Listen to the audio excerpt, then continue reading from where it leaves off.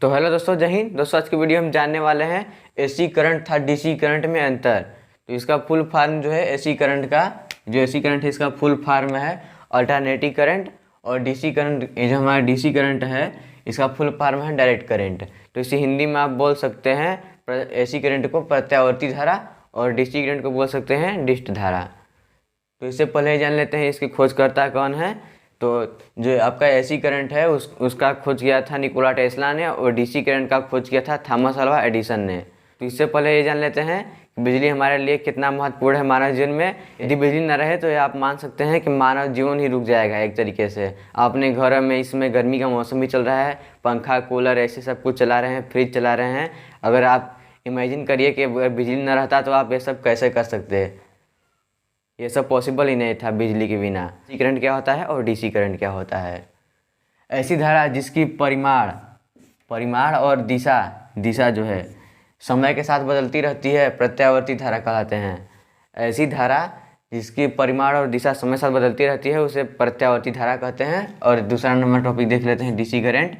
ऐसी धारा जिसका परिमाण और दिशा समय के साथ नियत रहती है दिष्ट धारा कहलाती है। तो आप सोचते होंगे कि नियत क्या होता है। नियत मतलब नहीं बदलती है। ऐसी धारा जिसकी परिमाण और दिशा समय के साथ नहीं बदलती है, नियत रहती है, उसे डीसी करंट कहते हैं। दूसरा नंबर टॉपिक लिख लेते हैं। प्रत्यावर्ती धारा प्रत्यावर्ती विद्युत जनरेटर से प्राप्त होती है। जो प्रत्यावर्ती धारा है प्रत्यावर्ती विद्युत जनरेटर से ही प्राप्त होती है। दूसरा देख लेते हैं। दिष्ट धारा प्राथमिक सेलों तथा संचालक सेलों डीसी डायनेमो से प्राप्त है। जो दिष्ट धारा है डीसी करंट है वो सेलों तथा डीसी डायनेमो से प्राप्त होता है। जो हमारा डीसी करंट है वो सेलों से ही प्राप्त होता है डीसी करंट। प्रत्यावर्ती धारा को ट्रांसफार्मर द्वारा एक स्थान से दूसरे स्थान पर भेजने में ऊर्जा का ह्रास बहुत कम होता है तथा लागत भी कम आती है। ये जो हमारा प्रत्यावर्ती धारा है एसी करंट है अल्टरनेटिव करंट, उसे ट्रांसफार्मर द्वारा एक स्थान से दूसरे स्थान पर भेजने में ऊर्जा कम ह्रास होता है, या ऊर्जा क्रम ह्रास होता है, या ऊर्जा कम खपत होता है, और लागत भी कम लगता है एसी करंट में। डीसी करंट देख लेते हैं। जबकि डिष्ट धारा को एक स्थान दूसरे स्थान पर भेजने में, डिष्ट धारा को यदि हम एक स्थान से दूसरे स्थान पर भेजेंगे तो ऊर्जा का ह्रास बहुत अधिक होता है तथा लागत भी अधिक लगता है। यदि डीसी करंट को आप एक स्थान से दूसरे स्थान भेजना चाहते हैं तो ऊर्जा का ह्रास बहुत ज़्यादा होगा और लागत भी बहुत अधिक लगता है। तो ये एसी करंट को उपयोग करने में फ़ायदा है और डीसी करंट थोड़ा ज़्यादा महंगा पड़ता है। तो चौथा नंबर टॉपिक देख लेते हैं। प्रत्यावर्ती धारा का उत्पादन ज़्यादा वोल्ट तक किया जा सकता है। जो प्रत्यावर्ती धारा का उत्पादन है वो ज़्यादा से ज़्यादा वोल्ट तक किया जा सकता है एसी करंट। और चौथा नंबर दूसरा टॉपिक देते हैं। डिष्ट धारा का उत्पादन कम वोल्ट तक किया जा सकता है। जो हमारा डिष्ट धारा होता है उसका उत्पादन कम वोल्ट तक किया जा सकता है। तो ये देखते हैं पांचवा नंबर का टॉपिक। प्रत्यावर्ती धारा वाले यंत्र अधिक मजबूत और सुविधाजनक होते हैं। ये जो है एसी करंट प्रत्यावर्ती धारा वो अधिक मजबूत और सुविधाजनक भी होते हैं।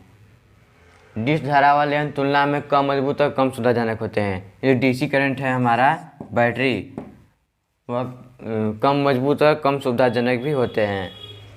छठा नंबर टॉपिक देख लेते हैं। प्रत्यावर्ती धारा अधिक खतरनाक होती है। जो हमारा एसी करंट होता है अल्टरनेटिव करंट वो बहुत खतरनाक होता है। जैसे कि बिजली आपके घर में आती होगी, आप देखते होंगे कोई ज़्यादा झटका आती है, कोई बिजली से कनेक्ट में आ जाता है तो बिजली प्रत्यावर्ती धारा अधिक खतरनाक होता है। दूसरा नंबर टॉपिक देखते हैं। डिष्ट धारा कम खतरनाक होता है। डिष्ट धारा मतलब डीसी करंट जो बैटरी होता है वो कम खतरनाक होता है, वो ज़्यादा आपको हानि नहीं पहुँचाएगा। तो 17 नंबर का टॉपिक लेते हैं। हमारे घरों में सप्लाई होने वाली प्रत्यावर्ती धारा की वोल्टेज को, जो हमारे घरों में सप्लाई होता है प्रत्यावर्ती धारा, उसके वोल्टेज को आवश्यकता अनुसार हम कम कर सकते हैं, बढ़ा भी सकते हैं, जिसे प्रत्यावर्ती धारा कहते हैं। जैसे कि जो हमारे घर में बिजली आती है प्रत्यावर्ती धारा लाइन बिजली, उसे हम कम भी कर सकते हैं और बढ़ा भी सकते हैं। आप बढ़ाए भी होंगे यदि आप टीवी देखते हैं चलाते हैं तो आप जो स्टेबलाइजर होता है उसके वोल्टेज को घटाया भी होंगे और बढ़ाया भी होंगे लाइन के अनुसार। और डिष्ट धारा की वोल्टेज को नहीं बढ़ाया जा सकता है। जो बैटरी होता है डिष्ट धारा उसे न घटाया जाता है न बढ़ाया जाता है, क्योंकि ट्रांसफर में डिष्ट धारा के साथ कार्य नहीं करता है। जो कि ट्रांसफर है वो डिष्ट धारा के साथ कार्य नहीं करता है। आपको ये भी हम बता देते हैं कि जो भारत में बिजली आया था वो सबसे पहले किस किस राज्य में आया था। तो ये सबसे पहले भारत में दिल्ली, हैदराबाद, बेंगलुरु, चेन्नई और नूल। जो भारत में बिजली आया था सबसे पहले किस राज्य में आया था? दिल्ली, हैदराबाद, बेंगलुरु, चेन्नई और नूल राज्य में आया था। तो ये बात हम जान लेते हैं कि इस समय बिजली भारत में ही बनता है। और किस राज्य में है जो बिजली सबसे अधिक महंगा मिलती है? तो राज्य है राजस्थान।